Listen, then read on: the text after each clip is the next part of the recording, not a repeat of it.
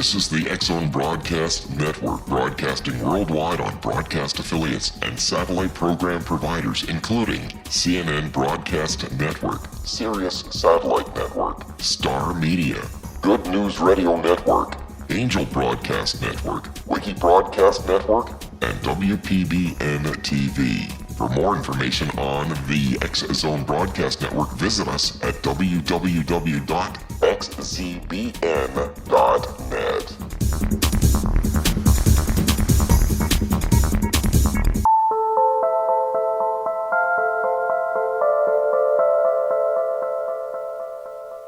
Good evening, friends, and welcome back to Paranormal Stakeout. I'm your host, Larry Lawson, coming to you from the mothership of paranormal programming, the X-Zone Broadcast Network. And as always, it's my job, my duty, to bring to you, my listeners, guests and commentary that are going to challenge your views of the paranormal. Now, most of you know that my area of interest are ghosts, the spiritual side of the paranormal, if you will. But you also know that my definition of paranormal includes cryptozoology, UFOs, and anything that cannot be explained in our modern society today. And that's why I'm so excited about our guest tonight, Mr. Rob Robinson, legend tripper. Rob was supposed to be with us a few weeks ago, but then he got himself injured in the paranormal line of duty. And we're really, really happy that he's on the mend and joining us tonight. I'd like to tell you a little bit about Rob. He was born at Hamilton Air Force Base in California and grew up an Army brat, had the privilege of visiting numerous countries and cultures as a youngster. After graduating high school in Lansing, Kansas, he enlisted in the United States Army in 1982 and served over 21 years as an airborne military policeman. Sergeant First Class Robinson served in numerous countries to include Operation Enduring Freedom in Afghanistan. When he retired in 2003 and relocated to Florida, he went to teach junior ROTC at Summerlin Academy in Bartow, Florida. Rob has a bachelor's degree in criminal justice from Everest University and is a certified PADI wreck diver. Rob first became interested in the unexplained after watching the television series In Search Of and the movie The Legend of Boggy Creek. His mother, who's from Scotland, would tell him stories about the Loch Ness Monster, which furthered his interest in cryptozoology and the unexplained. As a kid, Rob started researching cryptozoology by reading every book he could about the unexplained. Upon his retirement from the military in 2003, Rob moved to Florida and participated in numerous skunk ape expeditions with the Bigfoot Field Search Organization, BFRO. Rob accompanies his wife, Tracy, who is a paranormal investigator on ghost hunts, as her technical support. Rob is also an investigator with the Mutual UFO Organization, or MUFON. But not wanting to be labeled as a certain type of investigator, Rob refers to himself as a legend tripper and conducts at least one monster and ghost hunt a month. Rob has also appeared on the PBS special Weird Florida, On the Road Again, Animal Planet's Monsters and Mysteries in America. Rob just completed his first book, Legend Tripping, The Ultimate Adventure, which is a detailed guidebook on how to go on a real adventure and look for Bigfoot, other cryptoids, ghosts, UFOs, lost treasures, and other mysterious places. This book was just published by Adventure Unlimited Press. I would like to tell you his website is legendtrippersofamerica.blogspot.com / or you can even email him at rob008@hotmail.com. First of all, Rob, welcome to the show. Hey, thanks, Larry. And second of all, thank you, sir, for your service to our country. It's greatly appreciated. Your service is greatly appreciated. Third of all, how you feeling, man?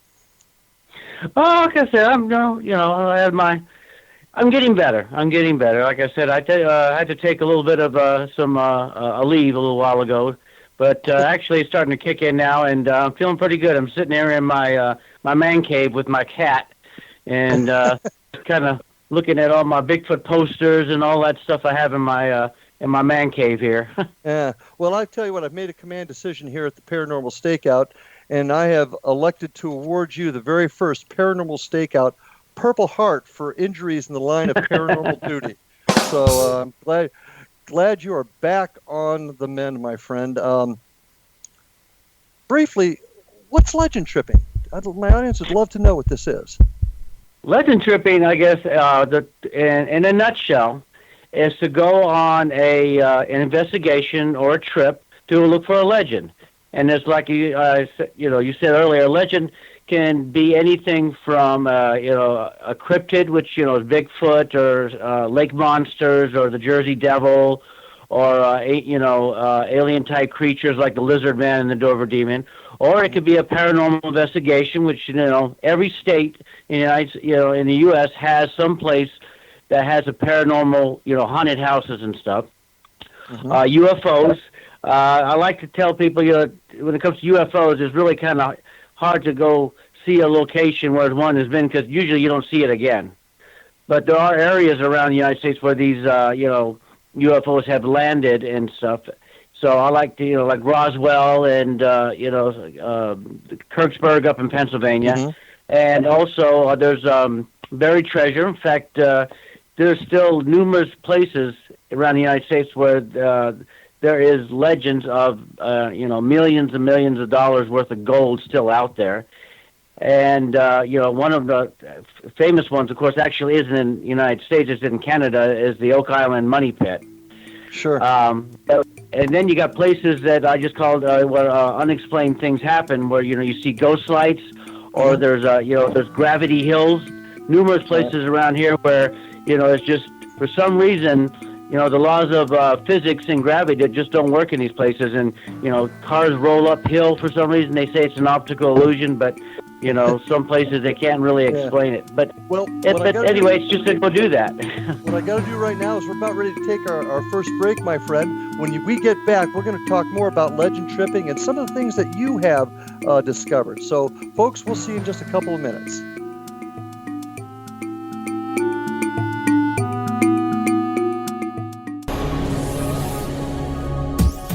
This is the X-Zone Broadcast Network, broadcasting worldwide on broadcast affiliates and satellite program providers, including CNN Broadcast Network, Sirius Satellite Network, Star Media, Good News Radio Network, Angel Broadcast Network, Wiki Broadcast Network, and WPBN TV. For more information on the X-Zone Broadcast Network, visit us at www.xzbn.net.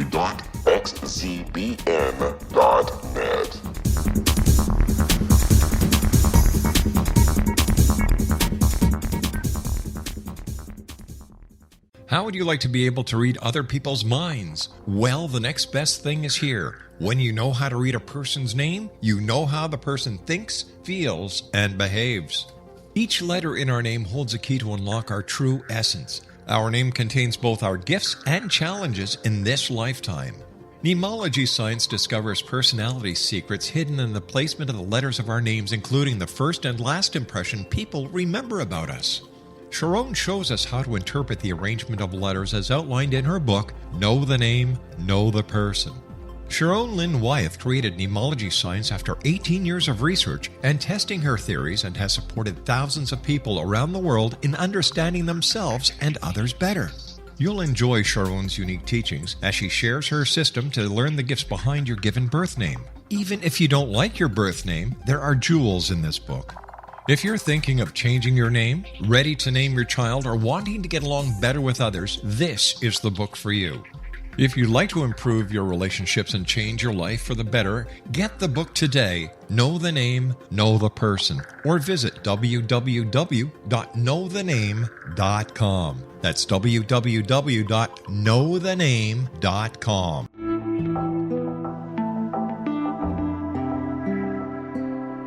Take a step back in time and discover old Florida cuisine at Marsh Landing Restaurant in Fellsmere, Florida. Enjoy delicacies such as frog legs, gator tail, catfish, and swamp cabbage, or enjoy the more traditional cuisine such as hand-cut Angus steaks, ribs, and seafood. Join us for breakfast with a southern flair featuring sweet potato pancakes, biscuits and gravy, and much more. Planning a party? Marsh Landing's private dining rooms can accommodate groups from 8 to 80 people. While you visit, enjoy the historic pictures, artifacts, and stories that line the walls. Marsh Landing is truly a unique experience. Marsh Landing Restaurant, 44 North Broadway in historic downtown Fellsmere, or visit marshlandingrestaurant.com.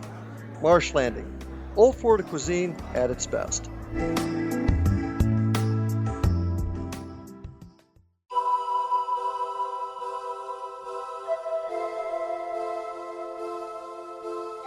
If you're a seeker, don't miss the inspiring book Shamanic Awakening, Between the Dark and the Daylight. This remarkable work chronicles shamanic counselor and indigenously trained dream decoder Sandra Cochran's 35 years of experience with diverse wisdom keepers throughout the Americas. Sandy's initiations across the British Isles, Turkey, Greece, and Egypt, combined with her knowledge of symbology, psychology, and myth, influence her dream blog and workshops. Sandy offers private readings, sacred international journeys, a meditative CD, and her book, Shamanic Awakening, to encourage you as you navigate your earth walk and create a deeper connection to yourself.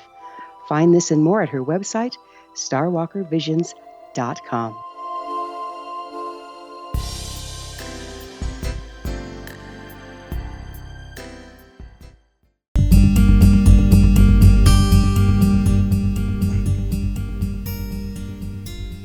Welcome back to Paranormal Stakeout, everyone, with my guest tonight, Rob Robinson, legend tripper.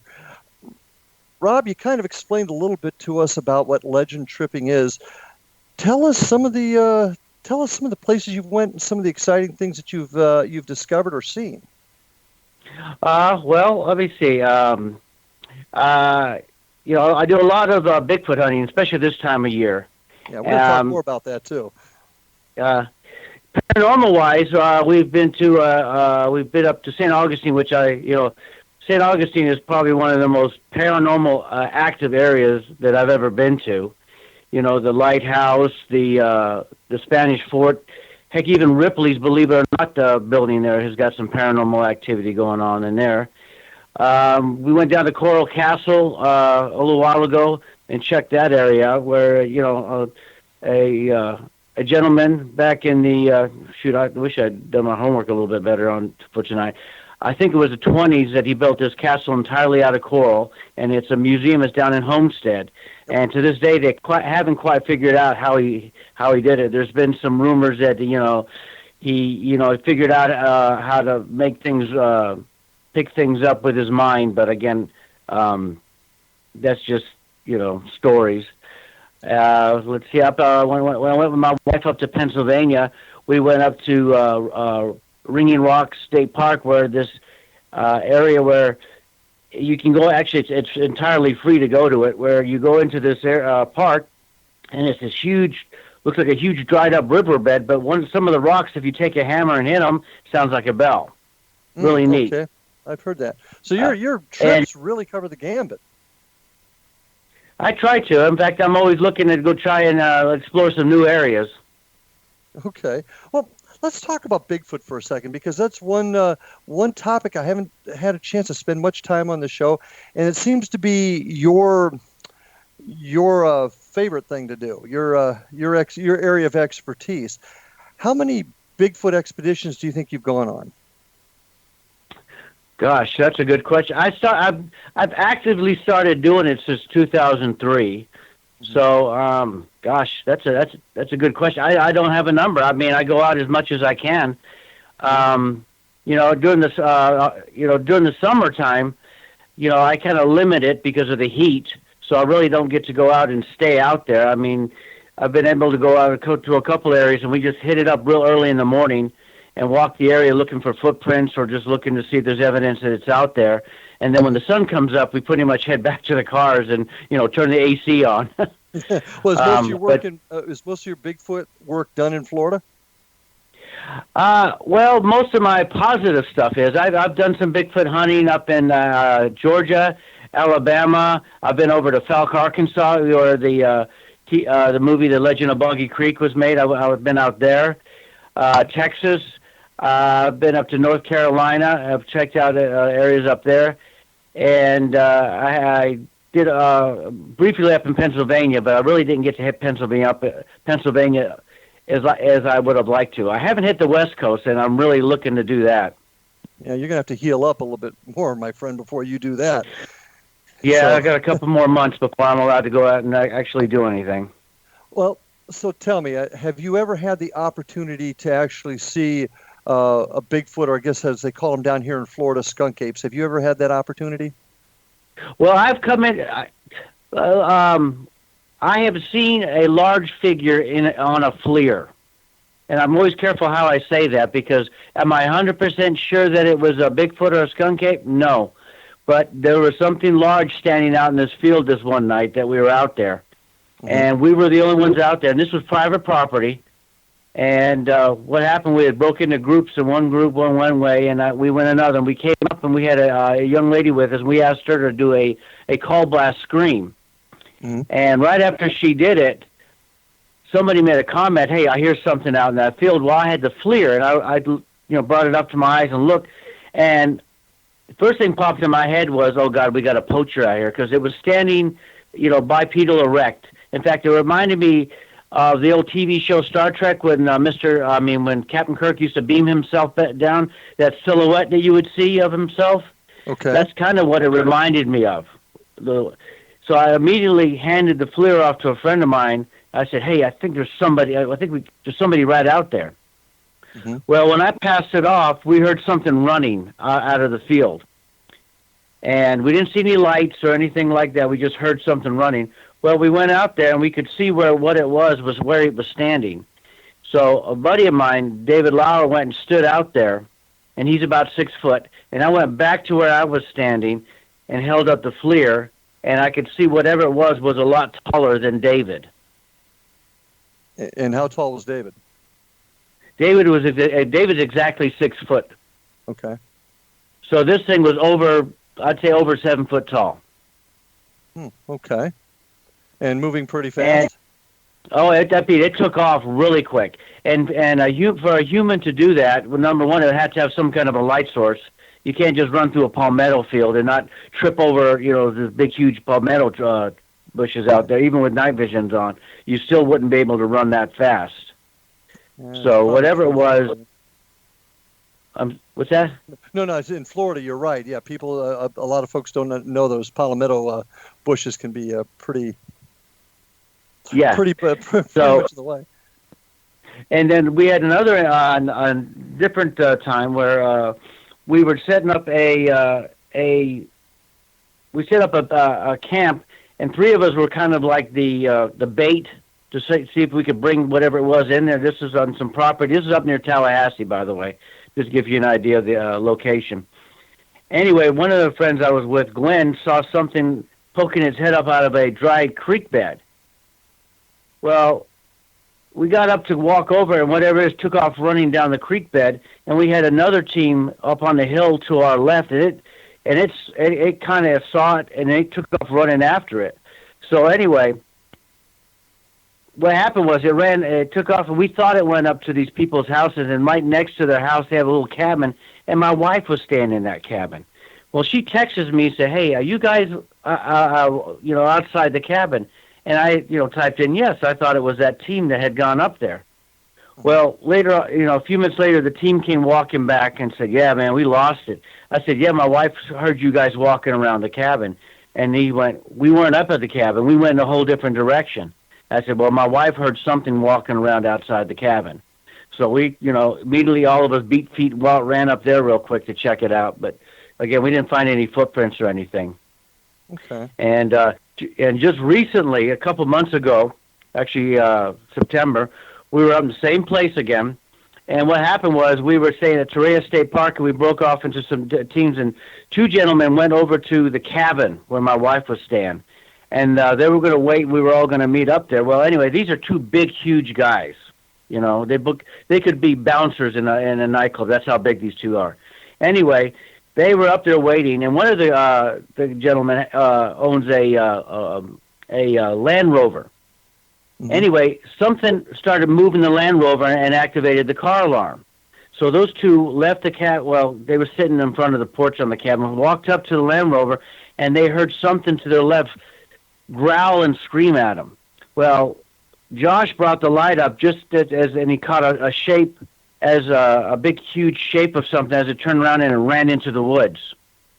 Well, these 2 got in the vehicle and came right back over to Torreya State Park, and these 2 were really shaken up.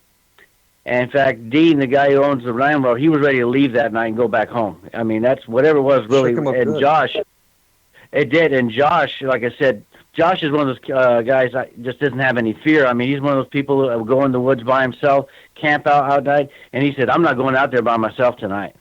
And I was like, wow. I said, whatever screamed at them really, you know, for it to shake up these two big, huge guys. And I was like, wow, you know. And then later the next, and next morning we found footprints and we casted them. Glad you mentioned that, because I like to, as a police detective, I like to keep an open mind. I don't want to, I got to have evidence, but I want to keep an open mind. So I wanted to talk to you about evidence you've collected about Bigfoot. Mostly what you get are footprints. Is that fairly correct? Well, as far as what I've come across, yes, is tracks or footprints and stuff. We've collected some hair, but unfortunately the hair has come back, you know, negative for unknown primate. It's come back either horse hair or bear hair or you know, actually it's just been those two, to be honest with you, now that I think about it. Okay.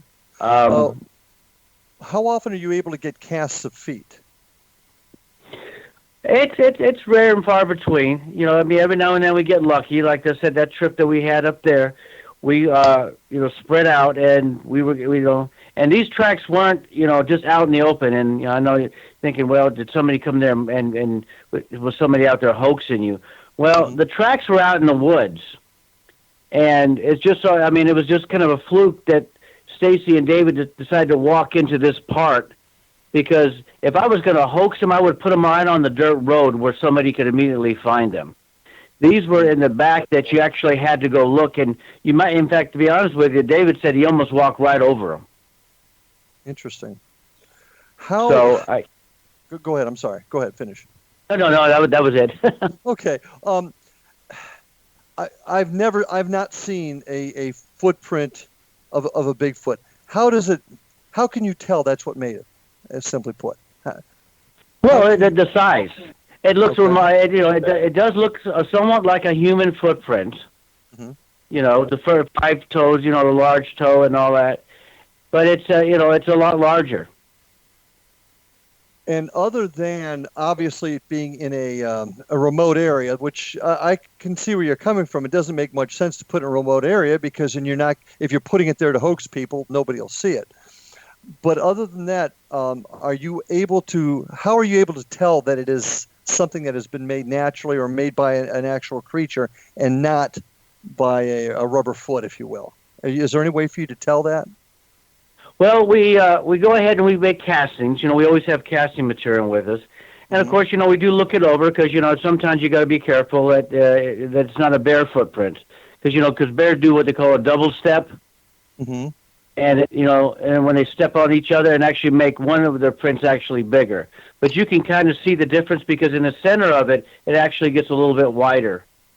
Whereas a skunk or a Bigfoot print, like I said, it just pretty much has the ball part of the joint. You know, again, I don't know I do know the anatomy of a foot, but it doesn't come to me right now.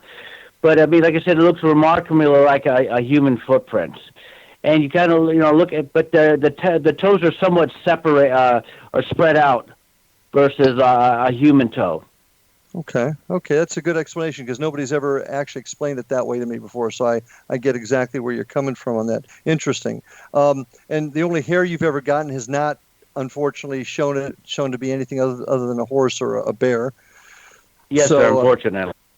Well, that's why it's a mystery, and that's why we're out there searching, because you're getting just enough information to know something's out there, and it's our job to go out and see what we can find. I totally get it. What we're going to probably do in just a minute here, I got a bunch of other questions I want to ask you. I want to start getting into some other areas that you've done some of your legend trips on, but we're getting ready to go on our next break, so go ahead and take a rest. And once again, I appreciate you being here. I know you're going through a lot of pain tonight, but I really appreciate you being here, and I know my listeners are enjoying hearing this too. So with that, we're going to take our next break. Ladies and gentlemen, don't leave us. More to come with Rob Robinson, Legend Tripper.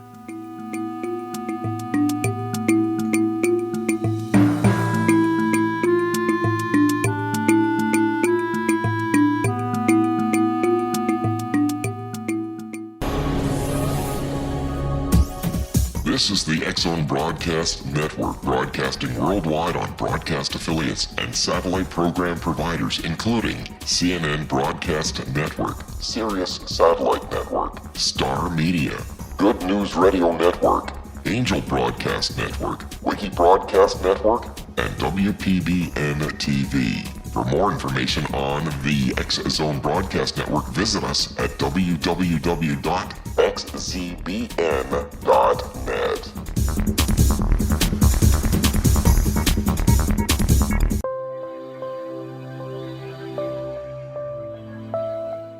There's a legend shared by many indigenous cultures of a time when the nations were cast to the four corners of the world. Each nation was given a body of sacred knowledge that held a different portion of the truth to preserve. True reality could not be known until all the nations reunited, combining the information. If a single one was missing, the world could not be reborn and darkness would prevail.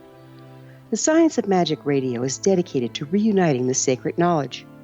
With the understanding, none of us has all the answers, but together we can open new perceptions and possibilities. Through our combined vision, the world can be reborn into a place where darkness no longer prevails. Join me, Gwilda Wiyaka, and the Science of Magic daily on the X-Zone Broadcast Network, xzbn.net, or visit us at thescienceofmagic.net.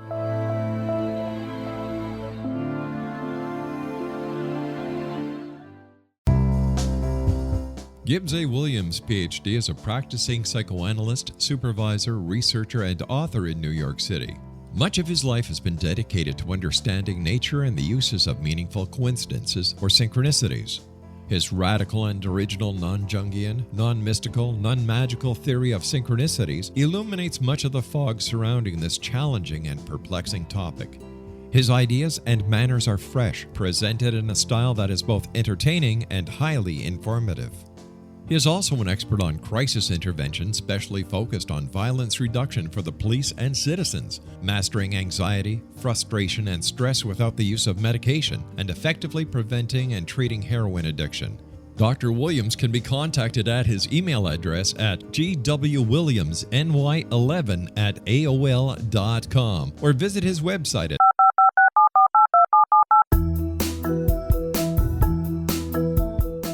Did you know that when you're on the road with limited data or Wi-Fi, you can still listen to the X-Zone Radio Show with Rob McConnell, The Science of Magic with Gwilda Wiyaka, X-1, Dimension X, Space Patrol, and every minute of the X-Zone Broadcast Network by calling 213-401-0080, courtesy of Audio Now.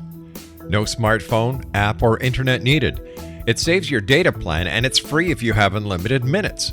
Call 213-401-0080 to listen on any phone, anytime, anywhere. Remember 213-401-0080 for the best of the paranormal, parapsychology, and sci-fi radio programming anywhere, 24/7, 365.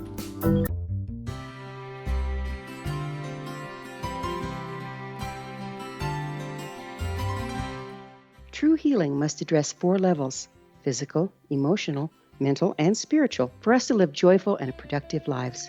We tend to treat 3 of the 4, leaving the spiritual languishing. If you're tired of the same dysfunctional patterns cropping up in your life, Soul Balancing is for you. Trixie Phelps, owner and founder of Soul Balancing, is a naturally gifted energy healer trained in numerous esoteric forms, including shamanism. Trixie has created a powerful modality that safely and effectively clears your energetic field. A soul balancing session can remove interference, heal trauma, and restore your hope. Contact Trixie for a life-changing long-distance session today, www.soulbalancing.world.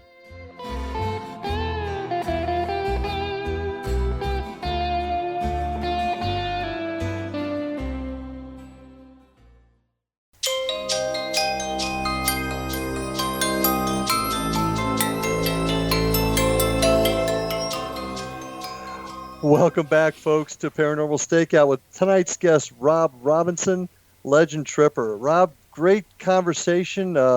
Love hearing about the things that we have going on down here in Florida with the skunk ape. What's the difference between a skunk ape and the Bigfoot? Is there really a difference? Well, initially, if you'd asked me that about 5 years ago, I would have said size. I would say the skunk ape down here is smaller. But now that I've done a lot more research, I've actually, I've been hanging out with Stacy Brown and his group, Sasquatch Hunters, and the ISRT. And actually, I'm changing my, because you're hearing some more reports where, that the animal down here seems to be the same size as the animal over on the West Coast. So a quick answer, the difference would be is just location. I think we're dealing with the same species of animal. It's just, one's over in California and Washington and stuff. And, and ours, of course, is here down in Florida living in the swamps and is a little bit probably more, aquatic and stuff and more used to dealing with water than, say, the ones over on the West Coast are. Well, I know that the term skunk ape came because of the horrendous smell that came along with it. Is it the same with the animals? Is it the same with the animals in other parts of the country? Oh, yes. You got the Fouke Monster and the Honey Island Monster. They've all been known to give off a smell. They've been seen up in Ohio where the smell.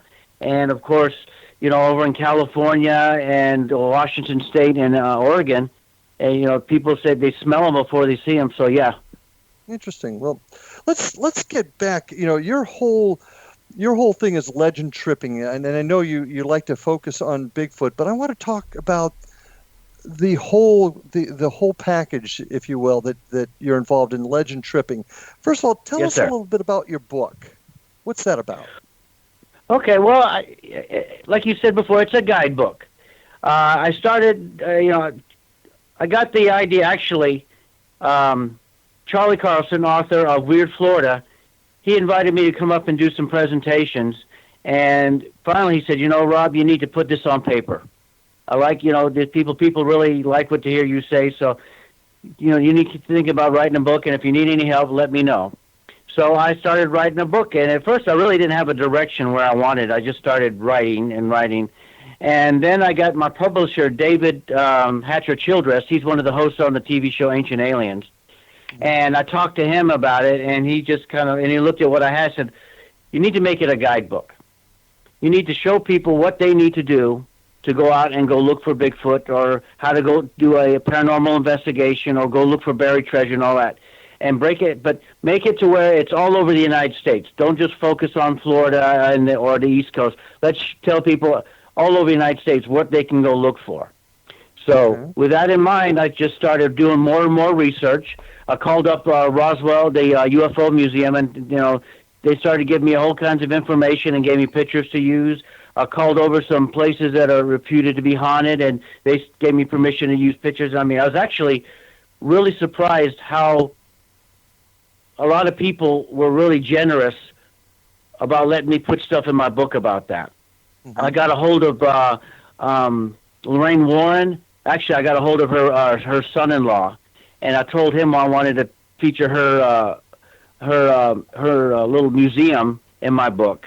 And he said, "Oh, not a problem. Just make sure that people know that when they come here, they have to get a reservation. They can't just show up at and come in." But he was very, And then I started going into actually how to do it, and I put how I do it and how me and my wife do stuff. But I started throwing it out there to people, and I had them start looking it over and say, "Hey, tell me what you think. Do you think there's anything I should add or take away, or you don't agree with it?" And then I started throwing in other stuff. I started showing them, where to go look, where to go research. And I also did a section on outdoor survivor, because I had I've taken some people out there. We're not prepared to go out there. So I wanted to make sure people knew what to take with them and don't just treat, a walk out in the woods, just a walk out in the woods. Just be prepared if something happens, and what happens if you get lost. So, and it just kind of went from there. Yeah, I read the book, and I've got to be honest with you, I really enjoyed that part of it. I thought that was very responsible of you to put it in there to, A, tell people don't go places you're not legally allowed to go, and B, this is what you need to have to be prepared to be out in the woods and things. I thought that was an excellent part of the book. So my compliments on that. Yeah. Well, like I said, I took some people out one time, and it's kind of a funny story. I always say they were California boys, but I'm, just because they were like, "Yo, man." And I saw them trying to start a fire. They didn't bring any camping gear. They were going to rough it like Les Stroud and Bear Grylls. And I saw them trying to start a fire, and they had these logs, and they had a little big lighter, and they were trying to start the fire. And I was watching. I said, "What are you guys doing?" "Man, we'll start us a fire, man." I said, "Okay." And needless to say, they didn't get a fire going. So I said, "Gentlemen, let me step in and show you how to do this a little bit, you know." So I got a fire going, and they're just looking at me, just like, "Dude, you like a fire god, man," you know. And then I just said, "Well, no, I'm not, but I'll show you guys how to do this stuff." And then I had to show them how to make a shelter, because again, they didn't bring a tent and all that stuff. So, and then I started thinking, I got to start putting this out there for people. I mean, and just to throw this out, I am not a survival expert. I've never been in a survival situation, and I attribute that to the fact that I always plan what I do when I go out there, and I make sure I have everything I need.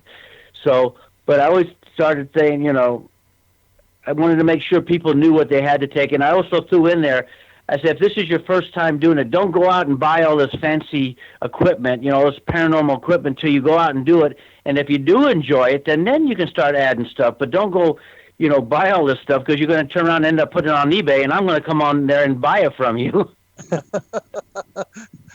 The Paranormal Investigation 101, it sounds like you're helping them with. That's, like I said, I've read your book, and I've really appreciated that part of it, because it's easy to say this is where you go to find a ghost or a Bigfoot, but to actually put in there, this is how you need to do it to keep yourself safe, I just thought was really, really responsible. So UFO experiences, have you had any of those that you'd like to share on these legend tripping? Well, unfortunately, I'd love to say I have, but I haven't. I'm a big fan of it. I go look into it. I haven't seen anything as of yet, but it's not for a lack of trying. My wife has actually seen a UFO. Florida is actually probably one of the top states, other than California, that has a lot of UFO sightings. I have been to Roswell. I have been up to I've been on the property, and I checked out Roswell. That was back when I was still in the Army and stationed out at Fort Bliss. I went on a road trip with my buddy because he knew where to go. I've been out to Area 51 before the government bought up most of the land, and you can't, back in, about 10 years ago, you could actually get on a hill and look over and actually see the lights at night. Now the Air Force bought up that hill, so now it's really hard to go out there and see anything now. I was doing some research on a gentleman down here in Florida, lived in Brooksville, who claimed that back in the 40s, he was actually taken on board a flying saucer and taken over to the dark side of the moon, where he said the aliens actually live. And I know it sounds kind of a far-fetched story, but he had moon dust, and he said he reached down and grabbed some moon dust when he came, and then he came back. But they did test it, and it was in fact moon dust. So as bizarre as that story sounds, he did have moon dust, but unfortunately he's not with us anymore, and it's kind of no, I'm sorry. I would have to look at that moon dust, to be honest with you. Who tested it? I mean, if you said who tested it, who tested it? I don't know. Again, it happened in the 40s, and he lived in Brooksville. I'm trying to remember. His last name was Reeves. And he was kind of unfortunately, he was kind of considered the nutcase of the town. And really, but he did set up. He built a replica of the flying saucer on his property for people to come see and stuff. And he never faltered from his story. He always stuck to his guns when he talked about it. But unfortunately, a lot of people didn't believe him. Yeah, I'm kind of understanding that, but who am I to judge? That's an interesting story. It is. Tracy, your wonderful wife, met her, yes. Terrific lady, ghost hunter. Yes, she is. She does the ghost hunting side of your work, correct? Yeah, that's what more or less. Yeah, that's what she's interested in doing. Yeah, she likes the paranormal. Yeah. Now, have you? And you're her tech guy, obviously, from your bio. You had any success there in any of those portions of your legend adventures? Well, yeah, we had one happen over at the Jupiter Lighthouse. We heard something walking up the stairs, And at first I thought it was my wife's mother, because she had sat down, because she's got problems with her knees. So she was going to wait while we went to the top. Excuse me. Anyway, we heard somebody walking up the stairs. So I walked back, I was like, oh, did she change her mind and decided to come up? And I, walked back into the lighthouse to look down, and, we could hear somebody coming up, but we couldn't see anything. Mm-hmm. And I ended up asking the museum next to the lighthouse, and they said, oh, yeah, this place is supposed to be haunted. And I said, well, we heard somebody walking up the stairs, and they go, oh, yeah, you did? Yeah, we've had some people tell us that. Yeah, and, we've been out to, we went to the Ripley's one night, and my wife took some pictures, and a couple of them you can kind of see kind of a dark shape standing in a corner, which, the lady at Ripley's kind of got excited when my wife showed it to her. Oh, okay. Yeah. I've been to Ripley's. I've also been to the lighthouse in St. Augustine. That is another cool spot. If you got an opportunity to do paranormal investigation. Like I said, St. Augustine is like, I think it still has a reputation of being the most haunted city in the United States. Well, I certainly wouldn't disagree with that, but I think you might get a battle from the folks in New Orleans or Savannah or Charleston. But I got to tell you, St. Augustine is one heck of a place to go, especially if you want to kind of get your feet wet into the world of paranormal investigations. Pretty neat spot, no doubt about that. What is the most significant event you've had on any of your legend trips? Well, I mean, as of today, it would be when we found those footprints.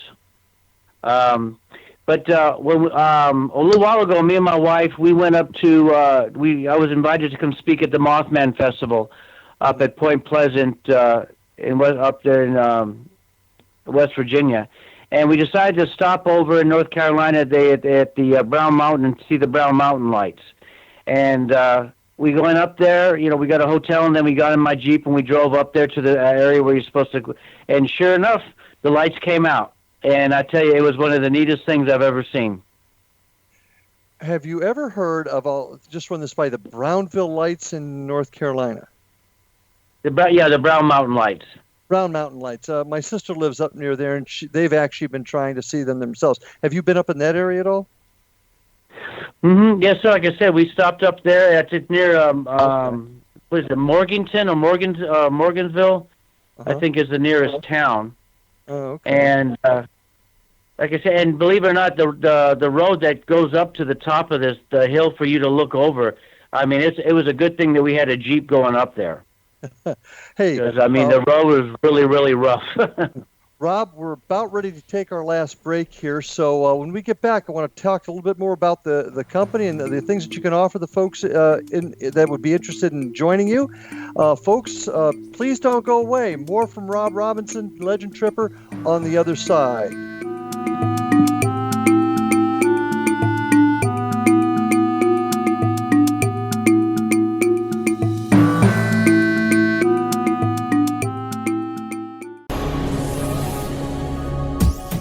This is the X-Zone Broadcast Network, broadcasting worldwide on broadcast affiliates and satellite program providers, including CNN Broadcast Network, Sirius Satellite Network, Star Media, Good News Radio Network, Angel Broadcast Network, Wiki Broadcast Network, and WPBN TV. For more information on the X-Zone Broadcast Network, visit us at www.xzbn.net.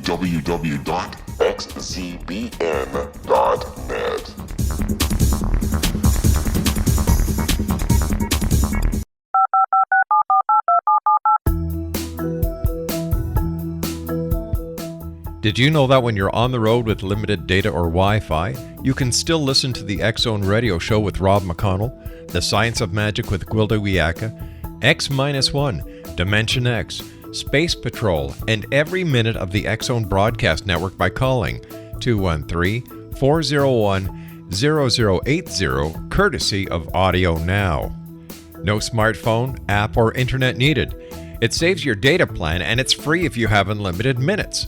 Call 213 213-401-0080 to listen on any phone, anytime, anywhere. Remember 213-401-0080 for the best of the paranormal, parapsychology, and sci-fi radio programming anywhere, 24/7, 365.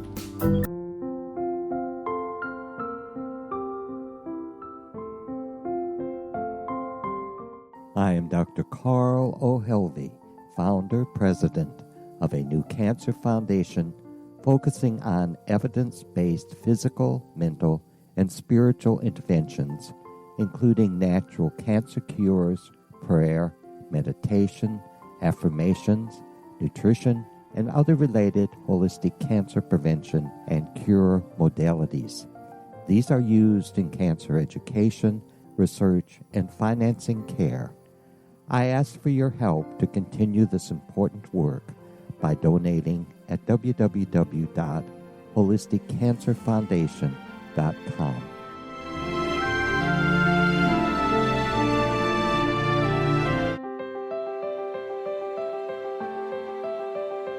Wouldn't you love to know the secret to everything? I'm Dr. Kimberly McGeorge, and on The Secret to Everything, we will merge the practical with open investigation into all realms of the mysterious.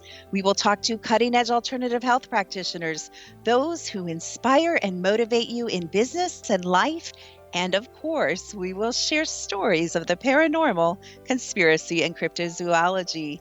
You will transform because of the frequency I carry, the frequencies my guests carry. Life may never be the same after you listen to this program, for the secret to everything is for you, the listener, for those who desire more in every area of their lives and believe that it can still be found. Listen and discover thesecrettoeverything.com.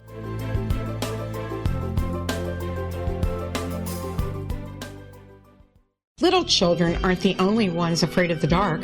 Millions of soldiers return from war zones with PTSD, anger, frustration, fear, and loneliness, much of which surfaces during the darkness of the night. You have the chance to change the lives of these American heroes. Songs and Stories for Soldiers.us provides free MP3 players for these men and women. With a list of 3 million songs in 16 different styles, 100,000 audiobooks, and 30,000 old-time radio programs, every veteran can find something to soothe and comfort them at no cost. All our players contain an 8-hour audio program designed to help veterans fall asleep. With 1,500 plus vets now participating, it's our goal to deliver 10,000 audio players this year. Go to our website at songsandstoriesforsoldiers.us. Help us help a veteran make it through the night.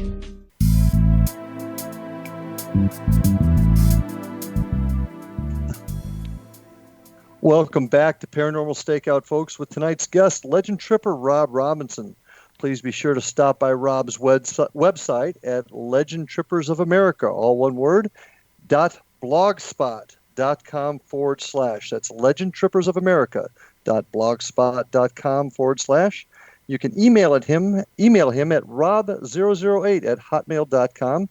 And be sure to check out his book, Legend Tripping, The Ultimate Adventure by Venture Unlimited Press. But I also don't want you to forget to tune into all of the outstanding programming here on the X Zone Broadcast Network. Please visit us at www.xzbn.net for the schedule for all the terrific shows on the X Zone Broadcast Network. Would also like to invite you to visit me at www.paranormalstakeout.com or at my team's website, www.paranormalfbi.com, and also on Facebook with the Florida Bureau of Paranormal Investigation. And also you can get me at Larry Lawson at xzbn.net. Well, Rob, our time grows short, but people have been listening to the show tonight. They're hearing what you offer and all the adventures that a lot of folks just dream about. What's the best way to make arrangements with you to take a trip like this? Like I said, right at the moment, unfortunately, I'm healing and I'm kind of using a walker right now. But I am, just kind of keep an eye on. I do have a Facebook page. Robert Robinson, legend tripper, and I do put down where I'm going to be going out at and stuff. At this point in time, I've kind of been just teaming up with Stacy Brown and his group, the Sasquatch Hunters, and there is another group out that the ISRT, Independent Sasquatch Research Team, and they're another team that I've been out with a couple times. But when I do, get healed up and I am going to go out there, I will put out there where I'm going to, I'm going to go out and do my stuff. And I do encourage people to come on out with me because, if you've never been on one before, we take all newcomers. And if you're, a seasoned Bigfoot hunter, that's even better, If you're, in fact, if you're a skeptic, if you don't believe in the stuff, but you're curious about it, by all means, come on out. Because even though and I'll be honest with you, 99% of the time we don't see anything, and they say, well, why do you go out there? Because I'm after that 1%, and in this field, you keep going and you keep doing and do it, you're going to see something. Well, so I would tell people, that's one of those things you just got to keep going out there and doing it, and you'll eventually, you'll get to something good will happen, I guess. Well, how often do you get a guest that comes out and looks you right in the eye and says, I just don't believe any of this. Prove it to me. How often does that happen to you? I've had it happen a couple times. And I, like I said, I don't take offense to it. In fact, to be honest with you, I'd rather a person be honest with me about it. And I'll give you an example as my wife. My wife, if you point blank ask her, does she believe in it? She'll probably say, I got to see it. Okay. She says, I keep an open mind, but I got to see this thing before I'm going to say, yeah, I believe in it. So, I've, in fact, I had a gentleman who came to me, 2012. He was sitting in a tree stand Thanksgiving morning hunting. He was playing on his phone out in the Green Swamp, which is north of Lakeland, Florida. And he looked over and he saw something walk out onto this big, huge field. And he looked at it, he thought at first it was a guy in a ghillie suit.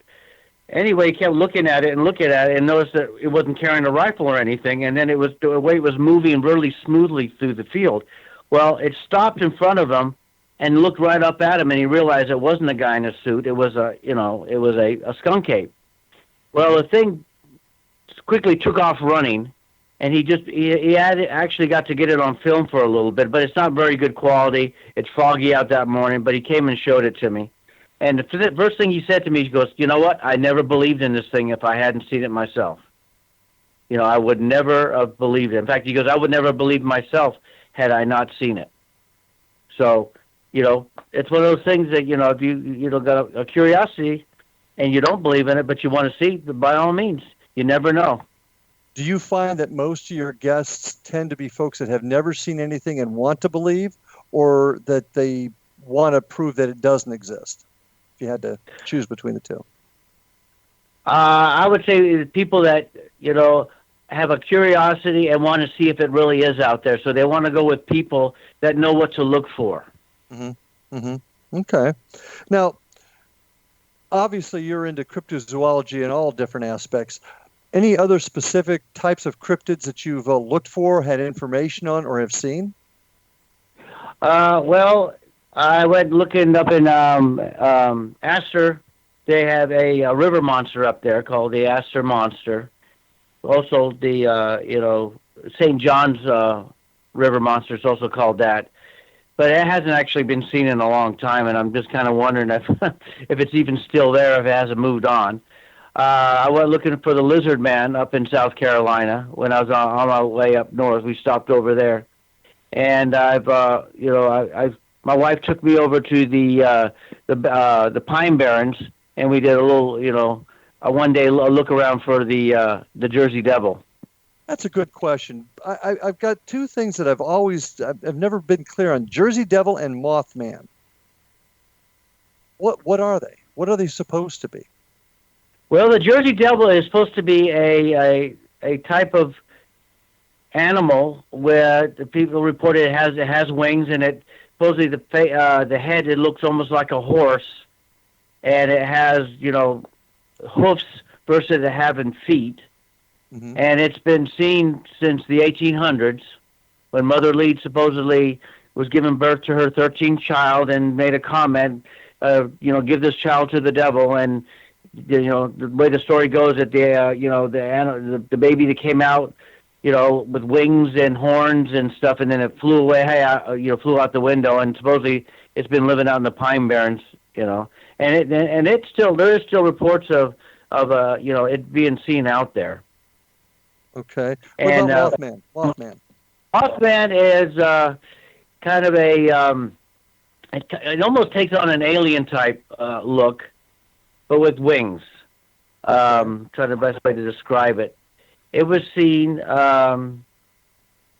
in Point Pleasant toward this TNT area.